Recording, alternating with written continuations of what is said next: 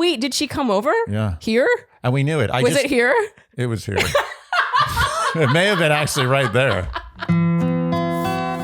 Dear Shandy. Welcome back to Dear Shandy listeners. Hello, Andy. Hello. How are you today? I'm good. We're doing Love is Blind today. Yeah. Recapping season 6. It's been a minute. We skipped season 5. Yeah. Luckily, apparently. That's what we've heard, but I gotta say, watching these 6 episodes of season 6, I was like, ooh, I missed this. Yeah, we missed something. It's so cringy. Oh, that's good stuff. This show. I like it. Because we think this is going to be a monster recap, we've decided we're going to split this into 2 parts. So right now you're listening to part 1 and part 2 is going to come out very shortly, sometime today. Shall we just get right into it? There's so much to cover. Oh, yeah. All right. Okay, so I put a lot of thought into how we would organize notes for these because let me tell you, taking notes for Love is Blind is a different beast than for The Bachelor, which is very linear. But I decided first we would start with a certain contestant who was only in the pods, and then we'll move on and do couple by couple. Sound good? No, I agree with this. Okay, so obviously this person is Matthew. He is the one who had numbered questions, like questions 1 through 15. Yeah. And then he would tell each woman to pick one, and then he'd ask the question, although he had no interest in answering his own questions, evidently. A highlight was with Sarah Ann. Her answer to one of his questions was so long that he just got up and walked out. Gotta respect that. There was something slightly spirit animal-ish about this, but it was very rude. He did what everyone wants to do. Yeah. In a way, I respected it, but at the same time, I'm like, come on, dude. Yeah, like, you can't do that. Yeah, just try. So at one point with AD, he says he's not doing this to become a C-list celebrity. He's a small-town country boy, population 600. Being in a dating pod is the scariest thing possible. And the big talking point, of course, with him is that he tells AD and Amber basically the same stuff. He seems to come on very, very, very strong or not at all. It annoyed me how in the house he never said thank you. I did though, whenever he would open up about his past and why he is the way he is, I was like, oh, that's really endearing. But then he would go and do something that I'm like, dude, what was he, 36 or something? Yeah. He was in his 30s. When someone is like, hey man, you want a cup of coffee? Hey, here, your journal is over here. It costs you nothing to say thank you. Nothing. It's not difficult. So, okay, I'll get that. It really bugged me. Is that the thing we're talking about? That he doesn't say thank you? Okay. So he tells Amber and AD the things about their dads, or like he wants to ask their dads for permission before he proposes. Do you want to leave right now? I'll leave with you, that sort of thing. And then AD confronts him. And it's very odd, this conversation. He says America loves an underdog. He thinks America's on his side. And she's like, I think you're a little too focused on the cameras and the lights. He seems focused on having broken Amber's heart on national TV. And then when it seems like AD's more invested in Clay, he backs off and like vanishes into the night. Yeah, it feels to me like I couldn't quite figure Matthew out. At first I thought, okay, this is just an awkward guy who's just, I know, he was choosing between maybe becoming a serial killer and going on TV. He chose TV. And then I thought to myself, I think this guy was trying to do something. I think he was trying to Andy Kaufman this. Ooh. And I feel like he didn't go far enough. Like he got stuck in between just an awkward guy and Andy Kaufman. He didn't go full Andy Kaufman, which he should have. So I think if I had to put money on it, he went on this show thinking I'm going to be something. Yeah. I'm going to be this weird guy. Yeah. I'm going to do an act. But he didn't go far enough. He didn't commit. He didn't commit far enough. Okay, so I think Matthew is deeply, deeply insecure. That's why I think someone does this double life, telling 2 girls the same thing, which is just him weighing his options, trying to make sure that he's not left brokenhearted. And then the second one of them, like AD, had something with Clay, and then suddenly he's out. And he's like, oh, I'm going to go find Amber. First of all, do I think he went to go find Amber? Most likely not. I just think he was so out of his element and way too insecure for this setting. Yeah, but the delusions of grandiosity where he's talking about how America is seeing him as if he's like the president of the United States. Like he's like a C cast member on Love is Blind. That's something someone who's really insecure would do. Yeah, I agree. Would be so focused on how he's being perceived. You're probably right. This is probably an issue of insecurity rather than him, preparing this whole role. All right, so let's get to the couples now. We'll start nice and easy with Johnny and Amy. I mean, they're cute together. Oh, yeah. Can I just say, in the pods, we learned she's from Puerto Rico originally. He's from New Jersey. I wrote they have a really easy vulnerability together. She, in particular, is extremely endearing to me. I love her speaking voice. Yeah. You know, I have a thing for this. When I like someone's speaking voice, it's almost impossible for me to not like them. And Amy is that person this season. I also love that she loves Studio Ghibli. And she wants to visit Japan. I also love that he was able to just sort of sing We Three Kings with all the wrong lyrics and was and the wrong music. Everything was sort of like imperfect and perfect. It's in its imperfectness between them. They talk biggest fears, and Amy says it's her little brother who's on the spectrum and has ADHD. Right now, her father is his primary caretaker, but she's next in line. She wants him to feel safe and cared for, and she needs a partner to understand that. And I gotta say, Johnny responds to this perfectly, in my opinion. He's very understanding, but I also love that he admitted that if she had led with this at the forefront, he might have written her off, which is brutally honest, but also makes me respect him for his honesty. Likewise. She arrives to a big bouquet of flowers eventually. They call each other their best friends there. And he says two things. He's not perfect. So if something comes up, she should let him know immediately so he can correct it right away. And two, he wants to be with her at 90 years old. He proposes. She says yes, all tearfully. They're very cute together. You can see why they were shown first. Yeah, this is easy. Got the easy stuff out of the way. So we get to their big reveal now. They seemed really into each other physically. Yeah. I will say she seemed less into him than he was into her. No question he's more into her than she's into him, but she was into how into her he was. I agree. I think that it's very powerful for someone to seem very attracted to you. It can sometimes confuse you into liking a person. Not that I think that's what's happened here, but I think it would be very attractive for the guy after all those, I don't know, all that time talking in the pods, when you finally meet them, for him to be as physically into her as he was. I mean, I would be like, sold. Yeah. And it's not like Johnny is like no one's going to look at Johnny and be like, ugh, that's disgusting. No, yeah, like he's obviously he's looking. perfectly presentable for anyone's taste. Yeah. So it's not like she was upset. Yeah. She was just like, this isn't what I'm used to. Yes. You know, this is not exactly what I pictured, but look at this guy. Yeah. Look how beautiful I am in his eyes. Yeah. Okay, and then we'll talk Dominican Republic with them briefly. Andy, you said they're the only people having real kisses. 100%. In the pool, when they were being silly and like sort of playing footsies, like looking at their feet together. Yeah. And then he was just sort of carrying her around in the water, and they would just kiss and just linger in the kiss. They're cute. Like I mean, I know there's a lot to come, but I believe in them. Yeah. You go on vacations and you go to these places where it's like all couples, you know, like island places, and you see the couple, you know, the couples that are good and the ones that are not. Yeah. And the ones that are good are having those long kisses. Yes. Not necessarily they're like making out with their tongues all over each other, but you see it lasts a little longer than the others. They were having true makeouts. Yeah. And in his confessional, Johnny says he found her. That's it. And in hers, she says she wouldn't have paid attention to him in the real world. She's normally attracted to darker guys with darker hair, but the physical attraction continues to grow. So that will either be, I feel like, part of their arc, or it'll be foreshadowing. Yeah. I personally think 75% chance these guys go the distance, 25% chance she ends it. Okay. All right, that brings us to Brittany and Kenneth. We'll go all the way back to the pods. They really seem to bond over religion. They're both very into God. Yeah, down with Jesus. He reveals his mom passed away from cancer when he was 12. He had a great childhood where he had everything and then suddenly had nothing. Meanwhile, her father passed away when she was 5. He was an alcoholic. And she says going through things that force you to mature quickly sets you apart from other people.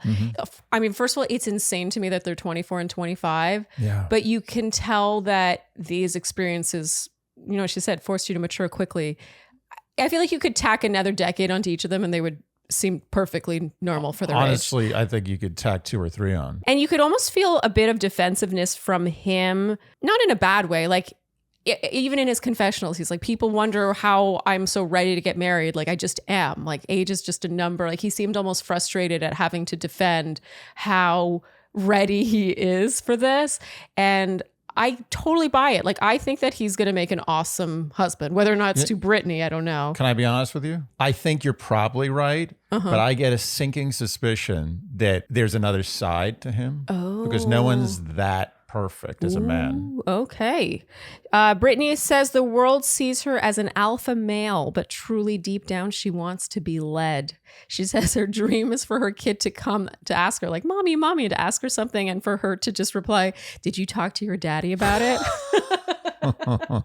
You know, I respect the honesty of this. I think everyone in some ways wants to be led. There are days in our relationship where I'm like, oh, just lead me, and vice versa.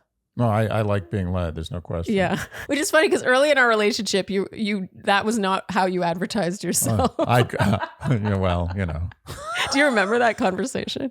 Yeah, but you didn't let me have it. You didn't let me lead properly. So I said, okay, you lead then. You know what's funny is I think that there was sort of a conversation within a conversation where I was like, yeah, I'm into that. But deep down, I was like, I'll be wearing the pants. And deep down, you were like, you'll be wearing the pants. Yeah. We both lied to each other in a very sweet way. Okay, they talk about how many babies they want. And turns out her mother was a twin. Her twin sister passed away. And then Brittany, was born on her mother's birthday the following year, meaning she never had to spend her birthday without either her twin sister or her daughter. He says that story speaks to the power of God. I gotta say, their faith, you know, the way he sees God in that story and she sees God in his stories, and they just are to be on the same page about that is really powerful for them in particular. Like, I can't imagine either of them not being with someone who feels the same way. That's impossible. Oh, and Andy, this was a highlight for you as they were eating. I think he had brought her a salad or something, or sent her a salad. And she very casually starts a conversation with, oh, totally random. What ethnicity is your family?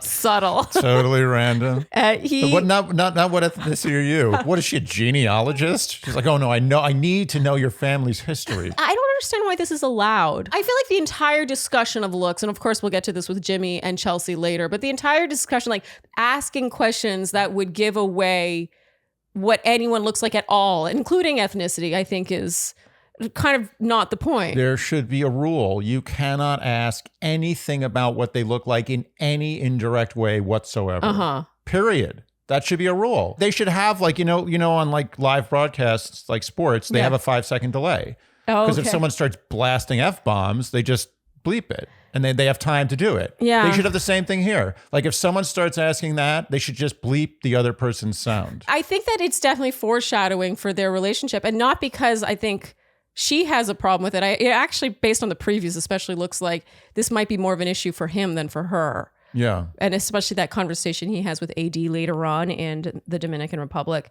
He asks if she wants to wait until marriage to have sex, and to be intimate.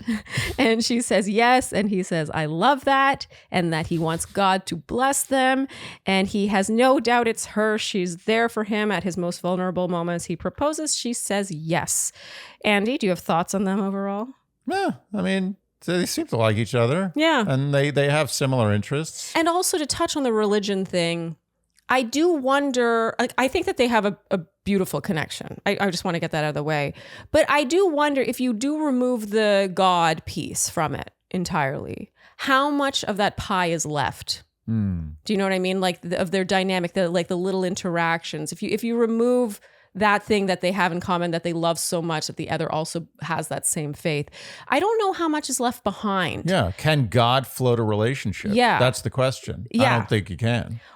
I mean, I don't know. Like, I don't know. I can't speak to that experience. But for me, how I feel, like, my faith level is a very small sliver of our pie. You know what I mean? Let's just try to create an analogy. Let's say that you were a lover of animals. Like literally, you had like 10 cats, 20 dogs, like you had a pig, you had a goose. You're completely vegan. You're completely vegan. Yeah. You've never worn leather. You don't hang out with friends who wear leather. Yeah. You volunteer at a shelter on the weekends. You volunteer your whole job. You work at a zoo. Yeah, okay. That's your job. You help in your spare time. Yeah. You work at a shelter. It's out of control. And then you find someone who's the same thing. Yeah. Is that enough? Assuming that you don't like the same foods, that you don't like each other's senses of humor, yeah. That you don't like the way each other dresses, yeah. like you don't like the way they interact with other people. But then the question is, if that thing takes up so much of your life, maybe that is most of the pie. Like, it doesn't matter. As long as you have that, then so many things automatically click into place for you because of the amount of airtime that thing gets in your life. Don't think so.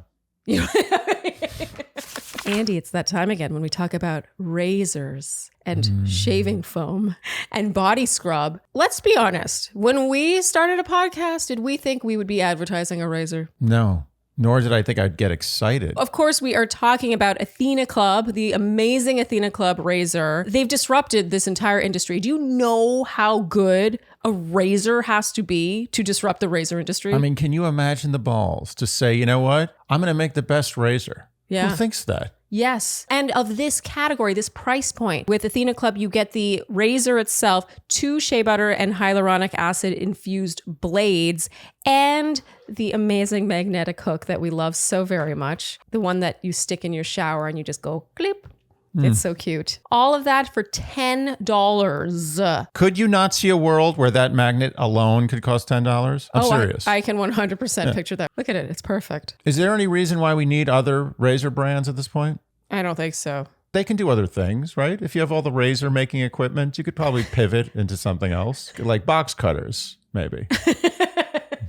Yeah, no, Athena Club completely disrupted it. Their shaving foam, and you're holding over there the gentle sugar scrub, which I'm also completely obsessed with. It smells so good. Their products are just like, they feel fancy. They feel like they should cost 2 to 3 times the price and that you would buy them from a certain fancier, like higher end store. But instead, no, these are like drugstore prices. It doesn't make any sense. I don't know how they do it. Yeah, I think Athena is going to become a household name. From now on, when you think of the goddess Athena, you're going to think of shaving. So are you ready to upgrade your shaving experience? Switch to the best razor on the market and show your skin you care with Athena Club. Head over to athenaclub.com to try their award-winning razor and body products and get 20% off your purchase with code dearshandy at checkout. You can also find Athena Club razors at your local Target store. Trust me, you won't look back. Happy shaving. So that brings us to their big reveal.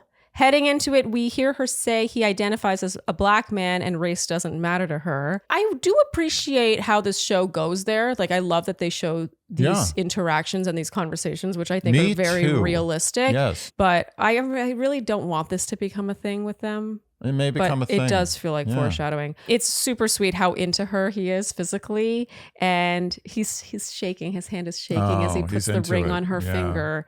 And they talk about how grateful they are. And Andy, you said those are some chaste kisses. You said, imagine. No, not even any saliva. This is dry, no tongue, no open mouth kisses. You said, imagine all that buildup and having to kiss like that. I mean, I don't think they're afraid of buildup, Andy. Oh, man. I'll tell you, if I was in this situation and it was like I met this person and I really, like, I was satisfied with, the package. Yeah. My hands would be everywhere. Well, maybe she wouldn't feel comfortable with that yet. I mean, me. This is the woman you're going to marry. Yeah, but I mean, you haven't seen her. You've been behind a wall for it's like a torture test. I'm going to be honest. There was a guy I dated once who I met online. We met on Facebook.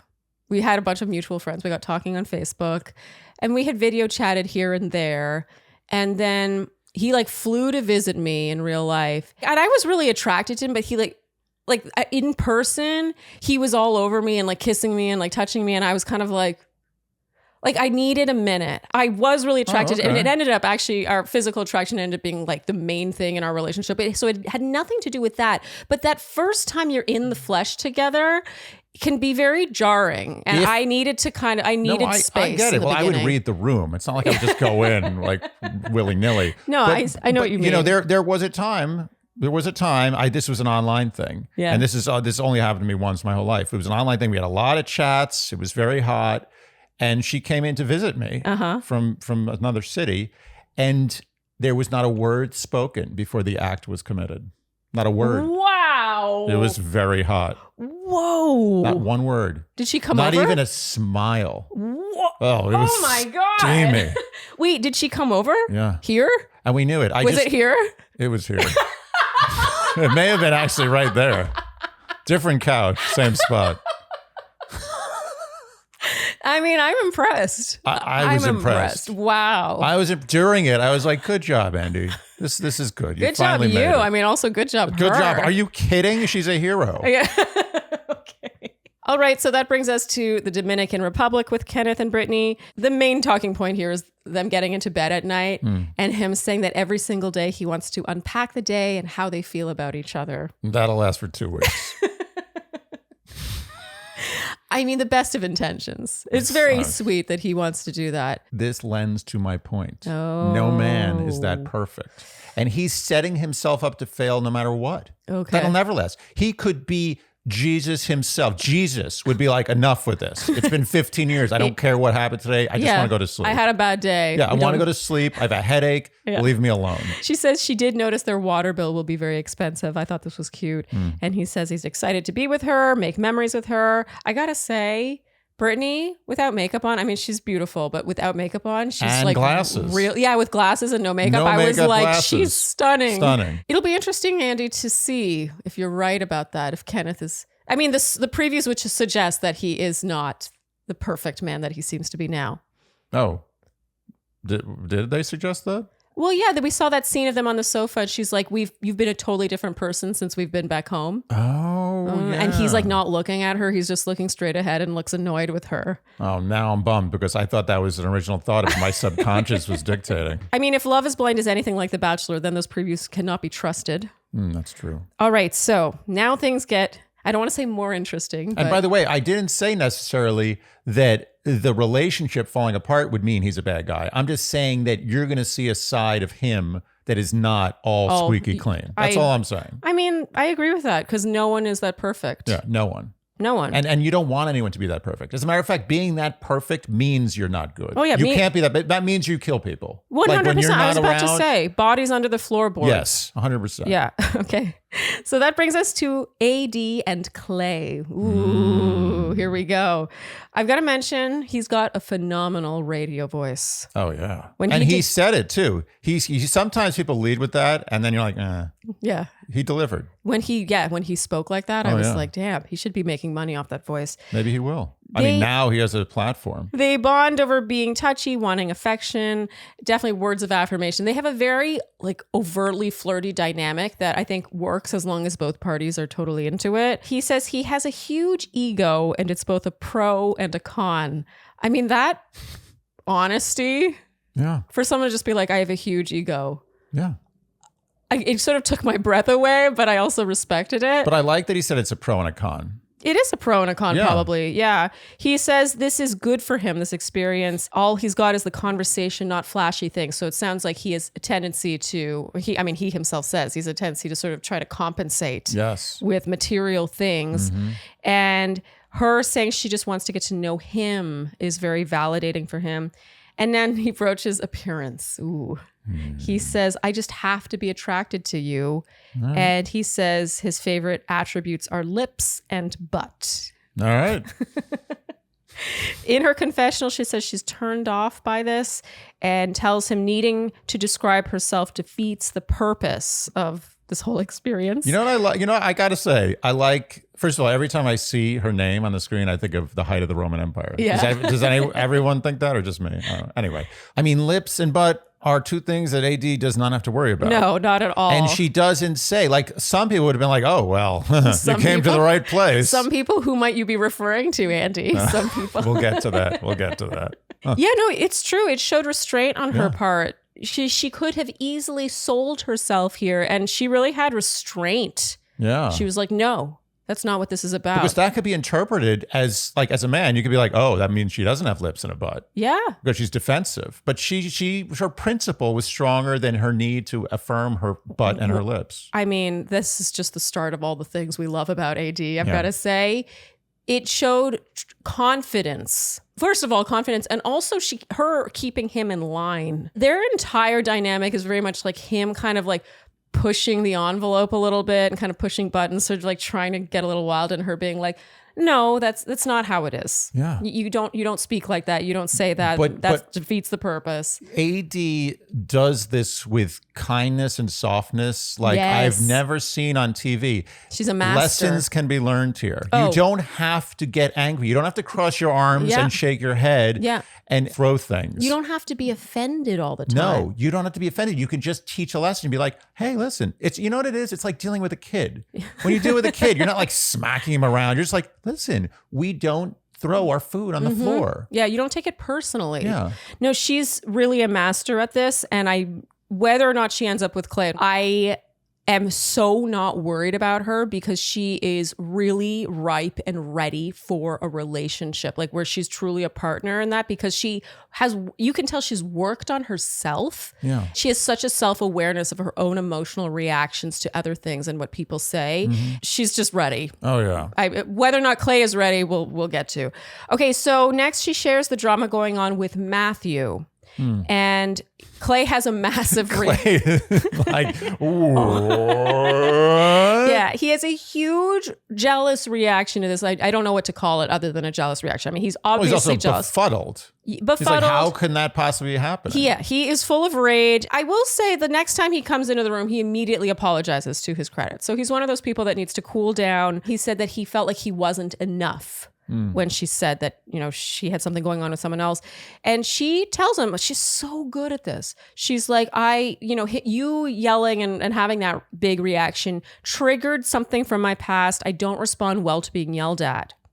I mean, amazing. That's one boundary already laid down, like perfectly. Yeah. Perfect foundation to start a relationship. She was like, I don't respond well to that. I know this.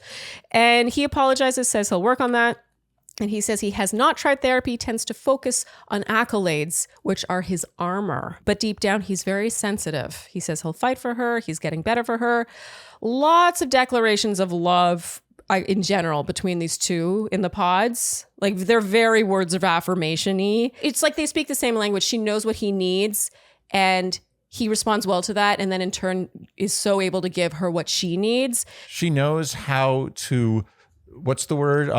When you do the thing with a like a herd of cattle or something, you wrangle. She knows how to wrangle her man. Yes. She knows how to. It's not taming. It's different. There But she is doesn't a need taming. to be tamed. I think there's a taming happening It's here. a taming and a wrangling. It's a trangling.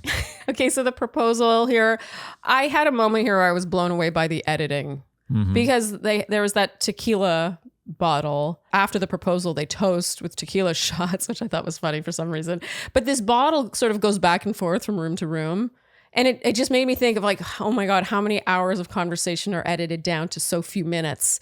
Yeah. It's a feat. The editing and overall organization of this show is a feat. Can I tell you something? Whoever that editor is, they deserve a Nobel Prize, because imagine. And we sat through 6 hours of this, Yeah, right? yeah. Pretty, I mean, anyone 2 days. watching this probably did, yes. So everyone sat through 6 hours, and they sit through 600 hours. Yeah. So Amazing. can you imagine the most boring parts of these conversations, sitting through? And you wake up at 7 in the morning, you get into the office, and you sit down, and from 7:30 to 7:30 p.m., you are listening to nothing but those conversations. It's true. Give those people a prize. It's true. And sometimes I would find the conversations didn't make complete sense. It's like they were trying to really distill it down to what was most important, and someone's reaction or what they were saying didn't make complete sense with what was said before. But I was like understanding of it. I was like, oh, I totally get it, editors. Like, you did good. Yeah, that was like one of those nights where they couldn't see straight, and they're just like, this is good enough. He proposes, she says yes, and now we get our big reveal. I mean, this was the funniest reveal to me. We found Clay's reaction to her a little muted until she was like, you want to see more, and like basically does a spin for him. It's amazing. So that he can behold her figure. Oh. She seems really into him physically, but I don't know. It's sort of like he was just like being very... I think he's trying to keep his cool. Okay. I think he doesn't want to be too over the top. There was a cute moment where he wants to cuddle her and he's like, I'm a baby. And she's like, you are a baby. Yeah. That is, to me, this is them. He wants a mother's love, it would seem. He wants to rest his head in the bosom of his mother. Yes. And she wants a doting the love of a father, really. Well, that's the irony, is she wants the love of a father and he wants the love of a mother. Yeah, but in a way it kind of works, And doesn't it? It kind of works. It does work. It's not exactly right, but it kind of works. I mean, she's not afraid to be that kind of mother figure with him. I really feel like she keeps him in line and he needs someone like that. Yeah. And it comes naturally to her. Yeah. Without her being offended. That's massive. She is the least offendable person. And when she is offended, I mean, it is a thing of beauty. Yes. Okay, so speaking of what we're talking about, with the thing where she's a little offended. Yeah. This is Dominican Republic. There's more talk about him being a big baby.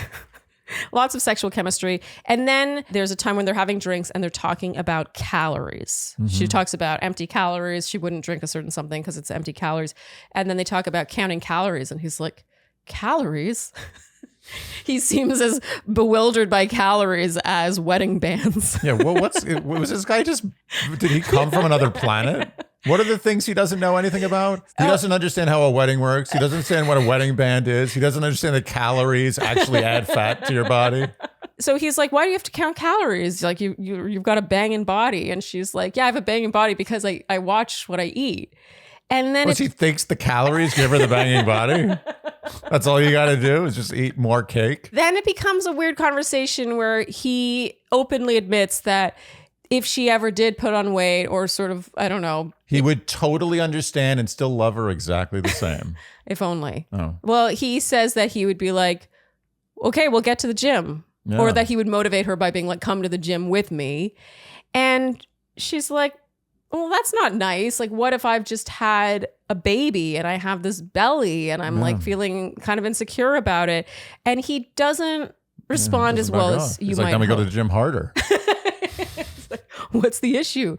There's something so black and white about him. And like, it's so simple, his reaction to things. He's a kid. He is. In many, many, many ways. He's a big kid. He really is. And in good ways too. I can picture this backfiring so much in his past relationships. Yeah. Can you imagine if someone is more easily offended than AD is? And even to say that she gets offended here is too strong. She's just like, that's not nice. I would hope that you would blah, blah, blah. Like she really lays it out for him almost like a lesson. Like, this is the lesson today. Yeah. If you feel like I need to go to the gym, then you need to work on your delivery. They agree that his delivery is the bad thing. Andy, you felt that it was his delivery and the content. Yeah. they were working together in tandem. Yeah. Andy, you know one of my new favorite sounds? What's that? Isn't that so pleasing? It's the sound of you got it right. Of ding, ding, ding. It's the babble sound. That's the sound when you get it right. When you're learning a new language in one of your 10-minute lessons every day. And let me tell you, it works. Because the best way to learn a language, everyone knows, is through immersion, by completely immersing yourself in the language and culture. But not everyone can just go and like move to France. And so how wonderful that on our phone, this is a perk of having a phone. We always talk about the downsides, but one of the perks is you can download Babbel and you can learn a language in as little as 3 weeks. It's a win-win-win. You get to look at your phone without feeling guilty. It's a little bit like exercise. Like, I'm going to be honest, not every day do I want to work on a language. You know what I mean? Like, I'm not like, ooh, yes, time for my language lesson. But you are always happy you did it. That's how I feel about exercising too. Afterwards, I'm like, that was a good call. There have been multiple studies to show that Babbel is better, but one study showed that 15 hours of Babbel is equivalent to a full semester at college. A full semester. Why are we going to college anymore? Finally, all 14 of Babbel's award-winning language courses are backed by a 20-day money-back guarantee. Isn't that nice? So here's a special limited-time deal for our listeners. Right now, our listeners, the Shandys, can get 50% off a one-time payment for a lifetime Babbel subscription at babbel.com/dearshandy. Get 50% off at babbel.com/dearshandy. Spelled babbel.com/dearshandy. Rules and restrictions may apply. I mean, this is a touchy subject. You know, there is a whole, I think, unspoken thing about when you meet someone, what their body looks like, or, you know, what you might want to change about their body, what you find attractive, and what happens if that body changes over time, and what are you allowed to say? And it's a sort of like unspoken thing, right? You want someone to love you in any shape that you are. Right. So I kind of loved this conversation and its candor. Look, you got to give it to his honesty. I mean, it is brutally honest. Yeah. And he went there. But the problem is does that manifest itself in real behavior down the road? Yeah. Like, is he still going to be like, oh, you're right, that's not nice to say? Or is he going to be like, no, get in the gym right now. It's 6:30 in the morning. Why aren't you in the gym? Is that what's going to happen? Yeah, I don't know. that's what's interesting is he made it sound like it would be that. Like kind of a that's a judgmental, problem. get your ass in the gym. That's a problem. But I actually don't know if he would say it like that. I feel almost like think he was half joking. Yeah, but serious. I think he has a tendency, like I said, he likes to push the envelope. Yeah. He is pretending he doesn't know how bad that sounds. I think he does know. Yeah. And he's just seeing how he's trying to push her buttons and feel what he can get away with. And her not reacting poorly to this and actually just showing him why it was hurtful, how he could change it, blah, blah, blah. He's like, oh, wow, she's actually really cool. And you know what? I think AD is smart enough to realize that he is 25% joking and kind of just pushing the envelope. Yeah. And she doesn't overreact. Totally. What I will say about AD, which is so impressive, is she has the ability, which is so rare, to discipline her man, so to speak, in a way that actually is a turn on. Well, it's a turn on, especially if you're talking about a guy who wants his mommy. Yes.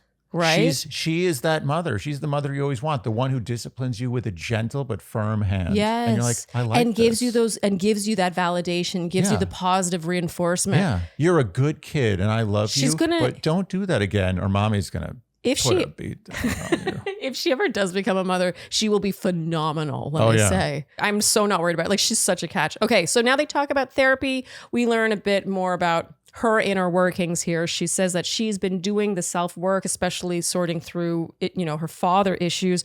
She reveals now, and she says this in such a heartbreakingly plain way, that she doesn't think she deserves love. And I gotta say, Clay, for all he said about, saying that she should get herself in the gym if she ever gains weight, he handles this so well. I have such a complicated relationship with my feelings with Clay. Because in some ways I'm like, dude, what's wrong with you? Don't say that. And then in other times like this moment, he's such a knight in shining armor that I want to hug him.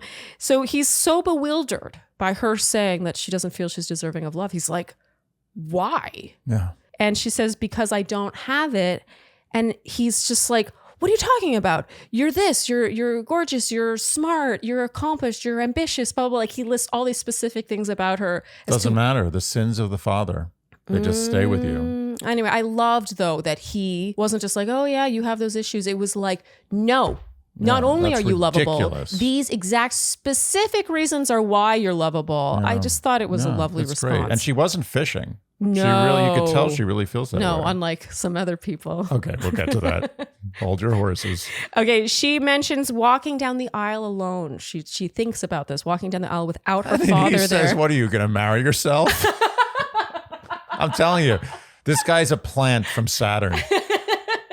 And she's like, no, her father won't be there to walk her down the aisle. And he's like, I love this. He says, look, your father, rest in peace.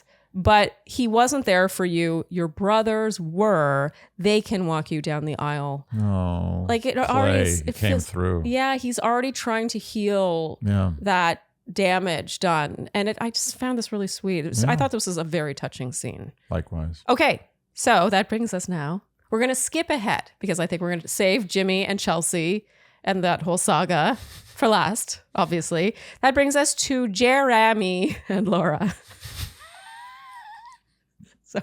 Was that a mistake?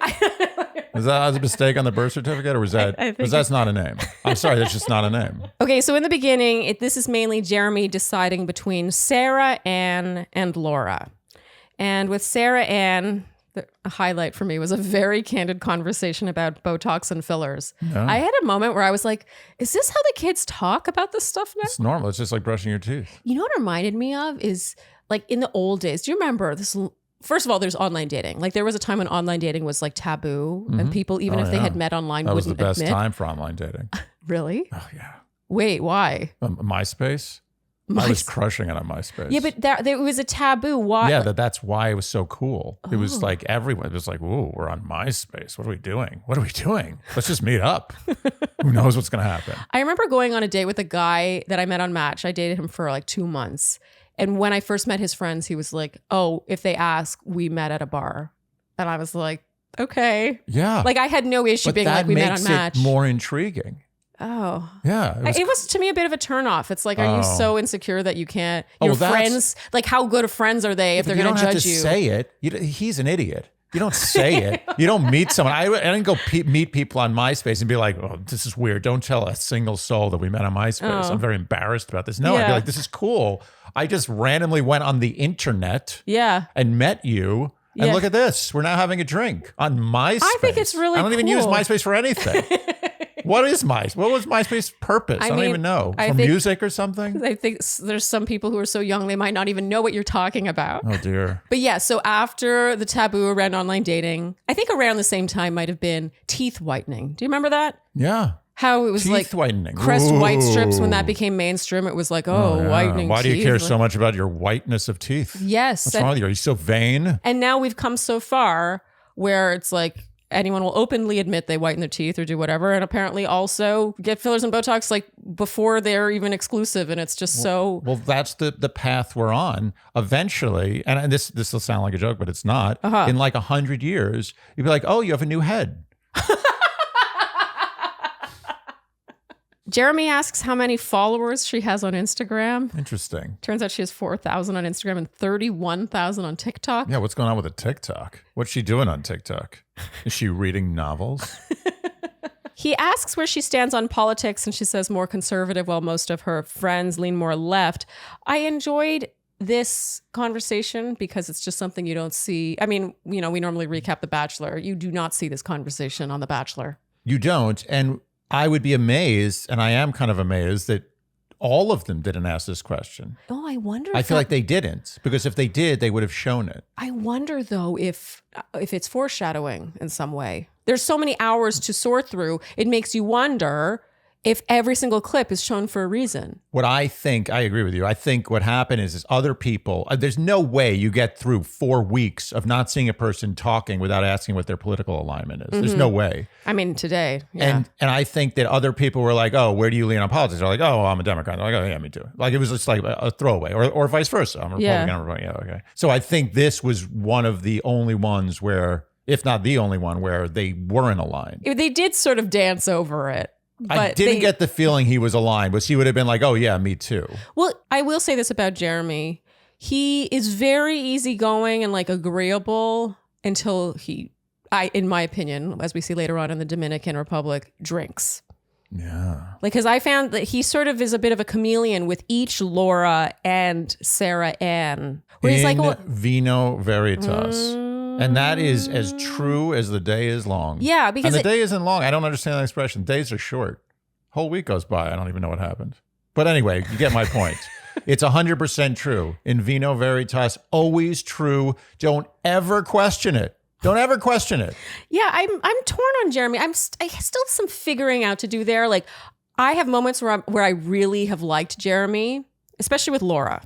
But other moments where I'm like, I don't know what to make of you. No, I don't like Jeramey. Oh, you don't? No, never have. Never have. I find him very self-involved. Okay. Very walled off in a way. Very didactic, pedantic. Okay. Ooh, strong opinion. Sorry. It's holding that in for Don't a while. apologize to me. Apologize to the Shandys, Andy. I'm sorry. That was just, you talk a lot. There's a lot of hot air going in and out. Anyone else think Sarah Ann looks like Gabby Windy? A little bit. Let me know. Yeah. I mean, I couldn't unsee it. I was very distracted by it. He reveals to Sarah Ann that he lost his dad at 19 very suddenly in a car accident, and reveals he visits his father's grave often just to talk to him. Now, don't you feel bad, Andy? I do feel bad. Thanks for pointing that out. We said here, Andy, that we don't like them together. Don't. Jeramey and Sarah Ann, I was not into it. Oil and water. Yeah, I don't know what it was. The vibe of them interacting, I was just like, Not even friends. Ooh. Yeah, not even friends. Acquaintances, maybe. Work friends. It felt forced. Like Yeah. they're the type of couple that would end up together just because they were in the same, maybe small town where there wasn't a big dating pool and they were both single and around the same age and kind of looking to They end settle up down like one does. If they're in purgatory, like one of those purgatories where you're stuck in a room with one person, eventually after a few hundred years, they start banging.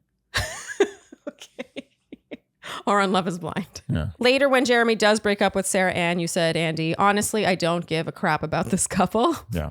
And with Laura, meanwhile, he and Laura bond over the sink needing to be cleaned before bed. I agree with this. We very much agreed with this. Yeah. Going to bed with dirty dishes is not fun. So there's nothing worse than waking up to a smelly sink. Oof. Not just dirty, Yeah, smelly. like crusty. There's crust. Yeah. Like you didn't at least soak. Sometimes overnight you might leave a pot, but it has to be filled with water. Who leaves Only a crazy person doesn't fill it with water. Thank you. He says that he has 2 electric vacuums always running, and she says she's turned on. That's cute. I feel that. She says in the past, she doesn't give relationships enough time to figure out compatibility because she normally focuses on small things that she doesn't like and then bails. But meanwhile, with him, she's run out of space on the pros side of her pros and cons list. Quite the compliment, I feel like, especially coming from her. Yeah. And she doesn't care about these little things that normally deter her. And he says it's insane to say, but he's falling for her. She checks all the boxes. He proposes and she tearfully says yes. All right. I have mixed feelings about Jeramey and Laura. Zero chance. I give it 0 chance. Oh, wow. 0. Not even 0.1%. Okay. 0. This is a joke. This is not working. He says she looks better than he could have imagined. And you felt that she was not into his looks. Oh, I think he's into her. I think he wants to be with her. I don't think she wants to be with him. So that's why you think it's not going to work out. I don't think, put it this way, I don't think she's the one for him. I think he's trying to force a square peg into a circle. I think they both are. Yeah, but he less than her. She clearly is not in this for the long run. Okay. To me, it's clear as day. Unless this is the way she is with every guy, which I don't think she is. She seems like she has more depth Laura than seems that. very smart. Yes. But I think it's very telling that she said typically she focuses on little things and then bails. You know, you can be really smart in all the ways, but in relationships have a tendency to self-sabotage. Yeah. And let's be honest, there's always going to be little things. Always little things about someone that annoys It's you. all the little things. Yeah. All the little things add up to the big thing. The big things often aren't important. It's the little things. And you can already feel, so we'll get to the Dominican Republic now, the little interactions where he's sort of being a goofball, it doesn't feel like it's landing. No, In fact, it's their not. dynamic reminded me a bit of Irina and was it Zach in season 4, where it felt like she was kind of like slightly repulsed by him. Yeah. And he was kind of like trying to make conversation and goof around. And she just sort of just trying to keep him in line. Like when she's like, no Hawaiian shirt, no motorcycle. I don't know. It was just sort of odd. But here's the thing. I feel like it sounds like I don't like Laura. I really like Laura, actually. Yeah, me too. I just don't like them together. You know what I think? There's 2 things that they lack. 1 is they're not friends. 2 is they're not lovers. That's all. That's it. Everything else is good. The not friends part is key. Not friends. They don't like each other. They don't want to hang out with each other. But, I mean, he is friends with her. She is not friends with him. Well, so that's interesting because, I mean, she said yes to a proposal. They spent all these hours together. It just shows love is not blind. In Do conclusion. we need to repeat this? Yeah, I just feel like she doesn't respond to his quirks. You know what I mean? The things the quirkier that make he him gets, him. Exactly what you're saying. The things that make him him. You could sit behind a wall and talk about all this bullshit. It's half of it's bullshit. Let's be honest. The things that make him Jeramey are all the things she doesn't like. Okay, Andy, so next up will be Jimmy and Chelsea, and by proxy, Jessica and Trevor. However, we decided we're going to split these 6 episodes into 2 recaps. So we have a part 2 separately. I will link it in the description below, and you can go see our thoughts there. Sounds good? Sounds great. Okay. If you enjoyed what you heard today, you know what we will ask of you, and that is to like, subscribe, hit the notification bell, follow us on Instagram, and TikTok. leave us Apple and Spotify. podcast ratings and reviews. Tell your friends, and generally do all the things you would do to support a podcast you enjoy. Thank you so much for tuning in, and we'll see you next time on Dear Shandy. Bye-bye.